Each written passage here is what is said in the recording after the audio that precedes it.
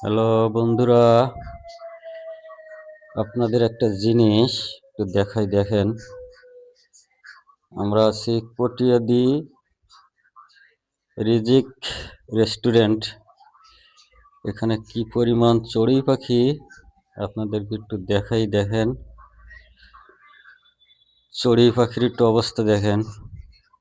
এলাকার যত চড়ুই পাখি আছে সব সন্ধ্যার সময় এখানে এসে এই বরই গাছে অবস্থান করে। দেখেন, চড়ুই পাখি দেখা যায় না, তো দেখেন একটু অবস্থাটা কি পরিমাণ। অসংখ্য অসংখ্য চড়ুই পাখি, যা গুনার অতীত। একবারে ঝাঁকে ঝাঁকে অসম্ভব চড়ুই পাখি।